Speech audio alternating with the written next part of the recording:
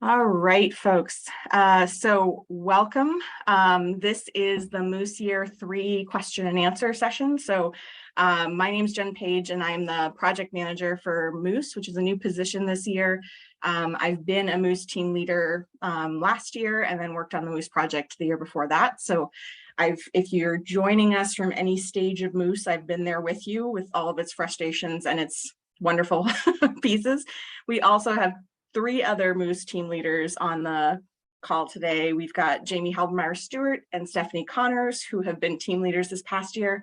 And Kristen Shaw is also on the line, and she was a MOOSE module coach this past year and is going to be a team leader this year. So just know that you are in very good hands with lots of people that can answer questions for you.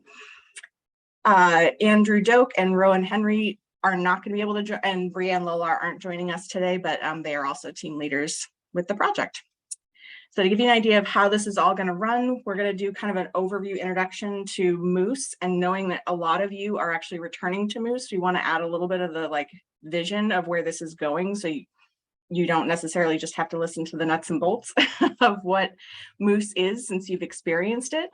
We'll give an overview of the learning progressions and topics and the iteration improvement for year 3. So we've got kind of this is what to expect, an actual schedule of what we're anticipating for this year, and then we'll have open Q&A.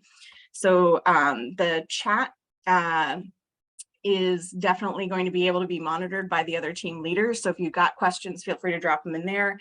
You also can come off mute at any point and ask a question. So please don't feel like you have to save it till the end, but just know that we'll have time.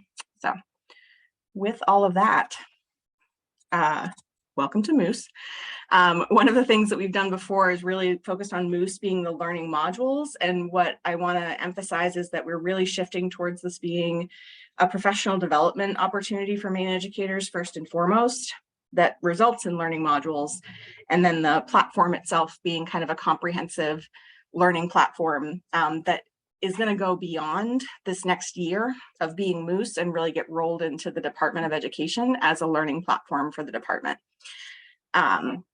The platform itself, and if you've done MOOSE, this should look familiar, but we have an actual customized learning management system for ourselves, but the modules are downloadable to any of your own learning management systems. You can explore the modules and search the modules by different elements that you may be interested in. And all of the modules, we try to make sure that they can be done asynchronously and balance the screen time. But what's really interesting, or what's really good about this year, is really trying to shift from saying that they have to be asynchronous and expecting to be asynchronous to really helping teachers integrate these into the classroom itself, so that it becomes part of kind of the learning that we do in Maine rather than just a out of school thing.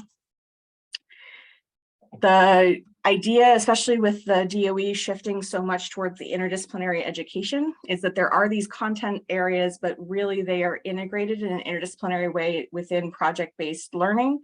Last year, we really added another emphasis on place-based learning to really focus on the center of Maine and how students actually connect to their place. And it has all the elements of the universal design for learning, as well as a strong emphasis on equity, inclusion, and diversity. So between those two things, we're trying to make these as accessible as possible. And that's another reason why we're going back this year. If you've seen the iteration and improvement piece, we're constantly getting more functionality and new ways that we can make these more accessible for students. So we'll be going back through modules and really kind of upping the ante on all of those things this year. This is kind of our vision going forward. So you know that this is not something that the DOE is dropping and having go off the radar, that we're really saying this is a central vehicle to support, challenge, and inspire the field of education in Maine. The idea is it's going to be a hallmark program of the Department of Education, really focusing on interdisciplinary instruction, whole student, and a really central place for professional learning for educators in addition to the modules themselves. So this is, it's exciting for us to be part of an initiative that isn't one of those fly-by-night type of things of like, hey, we got grant money and we're going to do it, and then the thing's going to go away. So we're really in anticipating this is going to be part of how the Department of Education works and helps the field going forward. For those of you that have been here with Moose before, just to know what some of the new things are this year, the idea of having a project manager is a new piece this year to try and integrate everything. We're going to have new topic areas for the learning progressions, and we've shifted to the term instructional designer instead of content creator, because that more accurately represents what we're asking you to do in terms of how we're asking you to think about designing instruction for students. We'll have the iteration and improvement team, and that's going to be a continual part of Moose going forward, always being able to go back and improve what we've already got on the platform. There's going to be a whole new interface launched this year, early this year, that significantly improves the visual aspect of the Moose platform for users. So that's super exciting. We're going to have a good evaluation cycle this year as part of me being able to be project manager. And we're developing teacher materials this year, which is completely new. So that way you'll really have support for integrating within the classroom. I know I'm talking a lot and fast. Everybody doing okay? Questions? Okay. For this year, we're going to have 2 rounds, and each round will have deliverables. And with the first part of the round, you'll have $3,000 either developing the module itself or iterating and improving. The second part of this is that for that module that you develop, you'll be creating teacher materials if you're working on the learning progression. So it allows you to create the module and then have time afterwards that you're getting paid to work on the teacher materials and continue on that process. And so we also tried to buffer it so that the schedule starts kind of mid-September, lets you get your feet under you in school, and ends May before Memorial Day. So you get time at the end of the school year and we're not bumping up against those two ends. Similar to years past, we say 8 to 10 hours for work each week, including any training, meetings that we have, meetings with your individual teams, actually doing the work. That will fluctuate from week to week. So I anticipate, as normal, there will be some slower weeks and there will be some weeks where you feel like you need to put other extra effort in to get something done, but just we'd rather estimate on the high end of things than tell you something too low. And the 1 hour weekly meetings, synchronously, we try and connect the team for a variety of training and peer review pieces. And we just kind of expect that you'd be able to clearly communicate with your team leader, your availability, and all those wonderful things. The learning progressions were new last year, and just like if I say curriculum, everybody has a different definition of what curriculum means.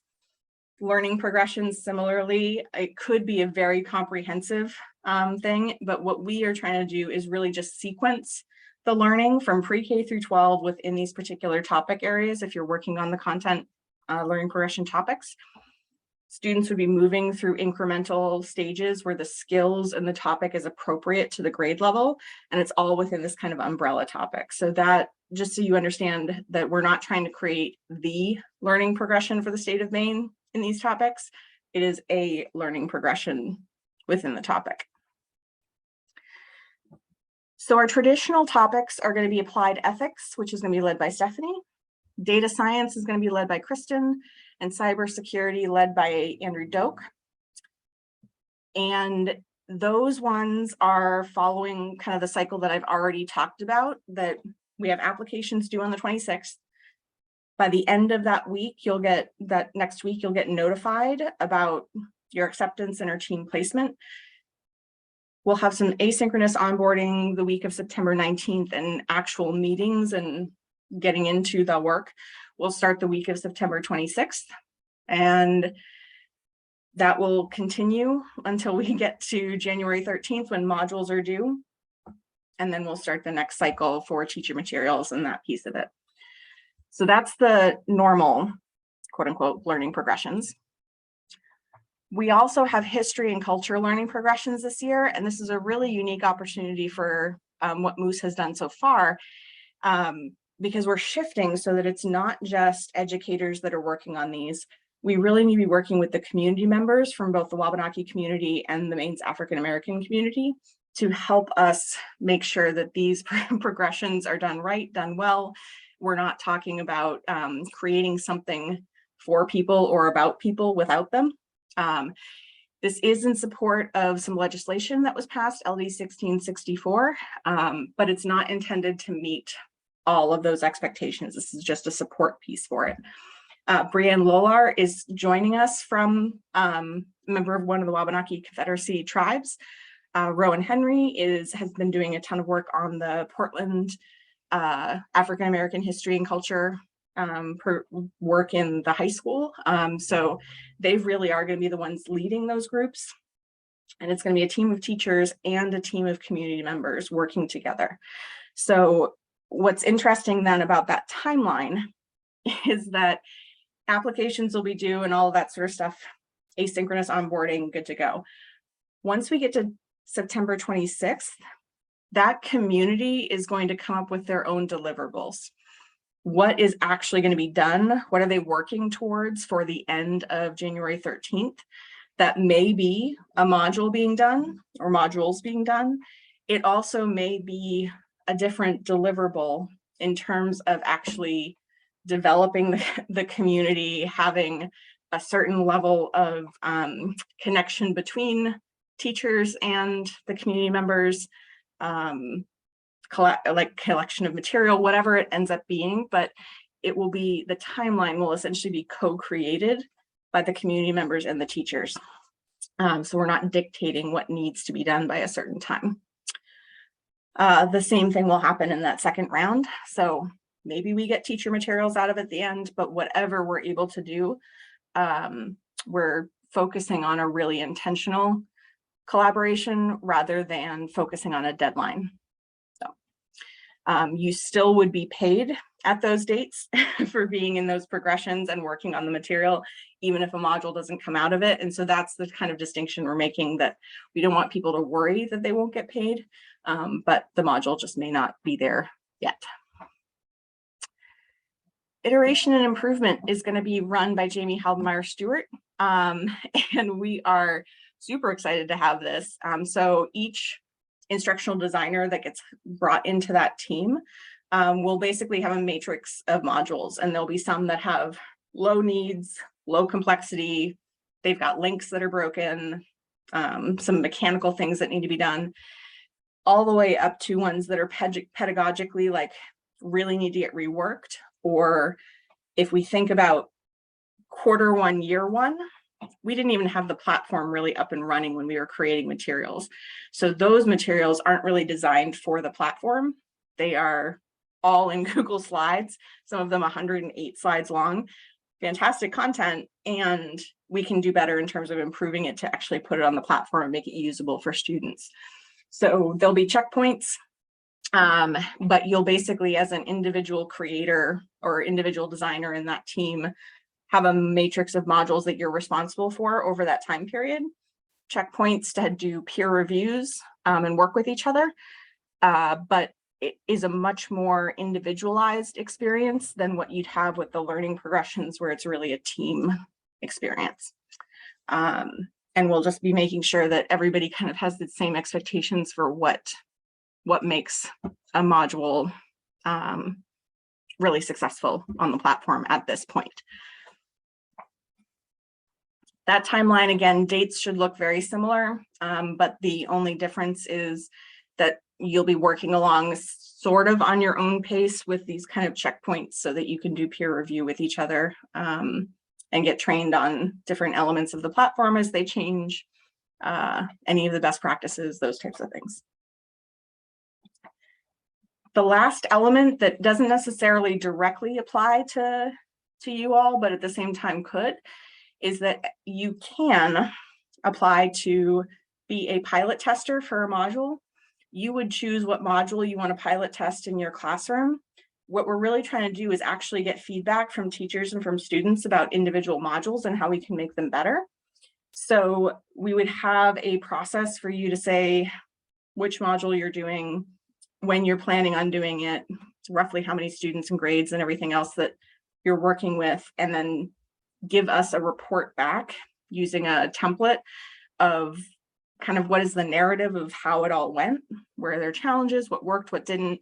If you have de-identified student exemplar material, that would be fantastic for us to be able to use as well. So that will be also run by Jamie Haldemeyer Stewart. And for each module that gets approved for testing, you'd get a $500 stipend for completing that and turning in the information. So I'm going to breathe because I realized that I really was feeling like I was going fast at the very least. And that is kind of like the big picture overview, knowing that we are leaving lots of room for questions. And yes, somebody could be a pilot tester and a instructional designer. And you could be a pilot tester in 2 different rounds. So that would be an additional $1,000 if people are willing to, able to participate in that as well. So I'll leave this up for just 1 second. Is there other things that people either want me to go back to or questions about the presentation? And if not, I can take down the slides and we can just talk. Stephanie, I see you, and I may not be able to see everybody. So just because I saw her hand does not necessarily mean that I will see yours. So Stephanie, go ahead, and then we'll go to anybody else that needs to jump in. Alice has a question, and then I'll ask mine. Hers is, okay. Can you describe the 3 new areas starting with applied ethics? Absolutely. So the wonderful part of the learning progressions is that I can describe some elements of it, and the team itself will determine what it means, what it ultimately looks like. So I can give you the idea of what we have behind it, the kind of like narrative thought process. And ultimately, I'm not the one that is determining it. It is whoever's on that team that's really determining it. So applied ethics, the idea behind it was we started talking about bioethics. And that idea of like, okay, how do we create concrete areas where students can see real world examples of how ethics actually works in the real world rather than the philosophical, like there's plenty to talk about in terms of morally, justly, why should we do what one thing or another, but the really like, okay, here's a concrete example of how ethics applies in the real world. How do you think through it? How do you talk through it? How do you have good discourse with other folks that's civil? So this could be everything from like digital ethics to bioethics to political ethics or whatever, but really focusing on those case studies and those project-based learning elements. And again, the team would really decide what makes it into a learning progression in that context. In terms of data science is really thinking about how do we actually take data sets and work with them in a way that improves society, works in an applied way where students can see why data is important and how do they interpret data, how do they use that to make decisions and make conclusions from data. So again, lots of applied elements, but that would be kind of in the data science realm of where we were thinking about to begin with.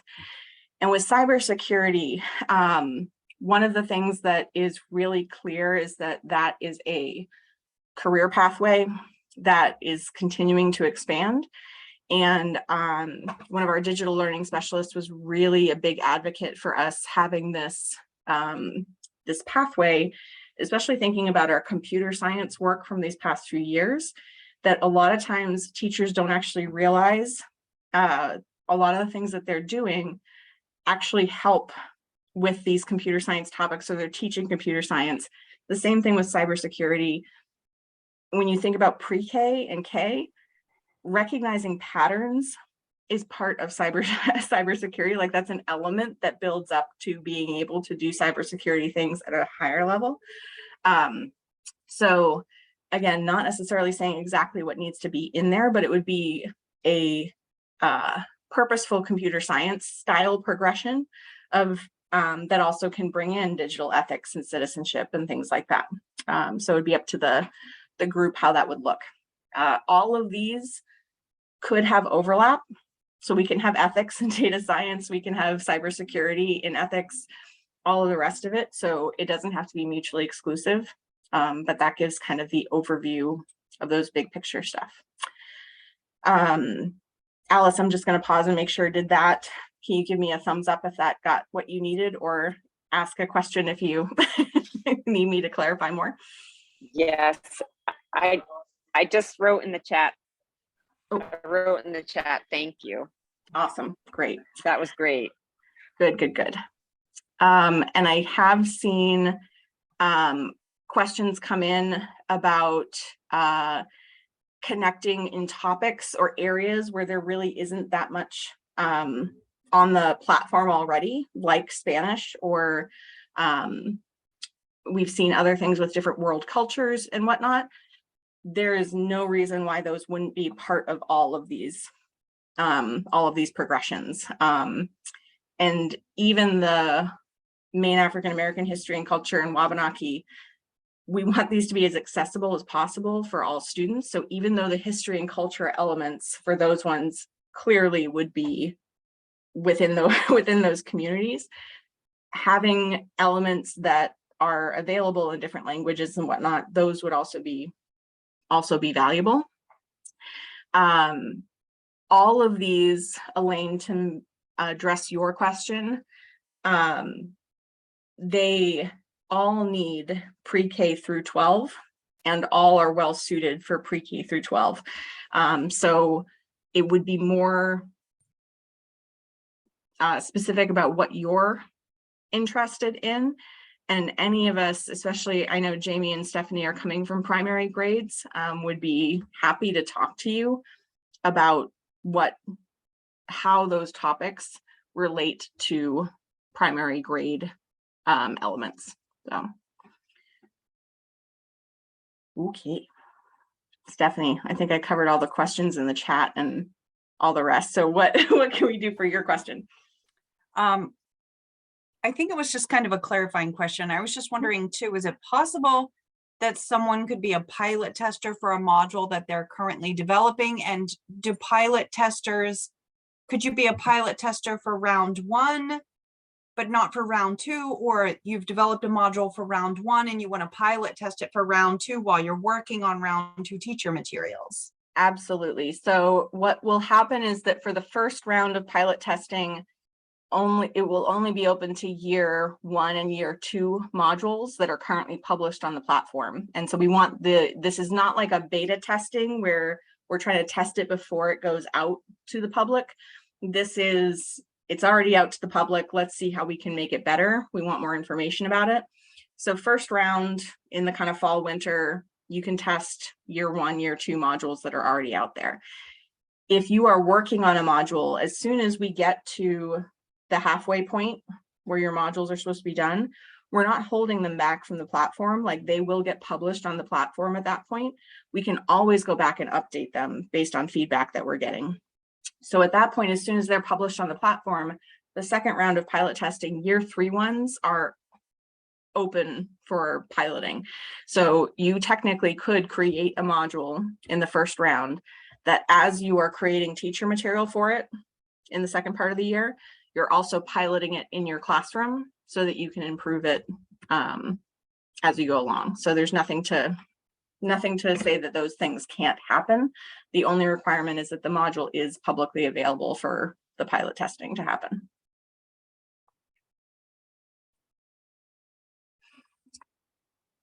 Woo. These are all really good questions. Anything else coming up for folks? I have one question about the improvement position. Yep. So in other words, you are going to go back, review modules that have been made by other people in earlier years, and add materials, change materials, to obviously improve them. So maybe if there's a hole in a skill that's not there, you would add an activity, maybe an assessment, or tweak it like that. Is that correct? Yeah, and I'll let Jamie talk to that first, and I'll fill in any other pieces that might come up or I think of. Sorry, I was trying to find my mouse so I could click off mute. Yes. And yes, that's exactly what we're going to do. We're trying to make sure that all of those modules, particularly the year one modules, really are aligning with our vision of Moose moving forward. And as Jen had kind of mentioned, some of those year one, round one modules are just kind of, some of them are lacking that project-based learning perspective. So we need to go back in there and kind of shore that up a little bit. Jen had mentioned, like, there's a lot of them that have broken links. There are a lot of them that have Pear Decks that were built in Pear Decks, but we don't have access to Pear Deck anymore. So those have to come out of Pear Deck and be put back in. One of the things that keeps coming up is we don't have to scrub videos anymore. Remember, Elaine, like last round, we were like, well, we don't have to scrub the videos anymore. So all of the videos links that are scrubbed have to come out, and the actual original YouTube link has to go back in. So it's just little pieces here and there. And as Jen said, sometimes it's just quick. It's super easy. Other times it takes a little bit of time to get all of those pieces put together. And the other part of it is too, that we want to make sure that everything is living with the DOE. That's one of the big pieces that we're missing right now, is that when people were building originally, some of them have a lot of the stuff housed on their own accounts and their own networks. And what we need to do is either retrieve that from them or make copies of it and house it in the DOE. So those are just some of the things that we would be doing in that iteration and improvement. Okay. Good. And That's what I was thinking. So I just wanted to make sure I was on the right track. Yep. And we really recognize also that some, because we've been working with interns this summer. Jamie's had 2 interns that have essentially been doing this work as full-time internships this summer.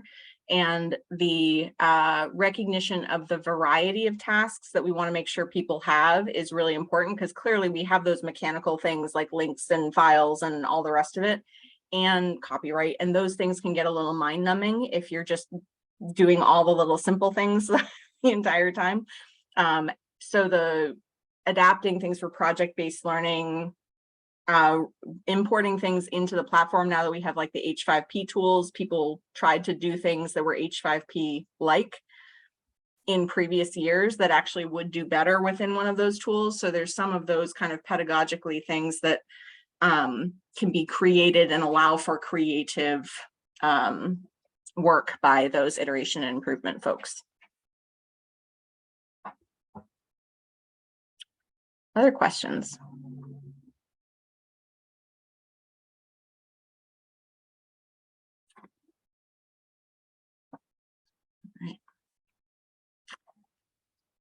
I will stop sharing my screen. Make sure that I can see folks if they if they need to be seen, want to be seen. And thank you all for coming, and we're happy to stay on. Like I said, you've got Kristen, Stephanie, and Jamie and I all here that can answer questions from a variety of perspectives. And clearly we have a bunch of you, if not all of you, that have been creators before. So I will stop the recording here, but then feel free to continue the conversation if you want to, or take off and enjoy the rest of your night and the rest of your summer.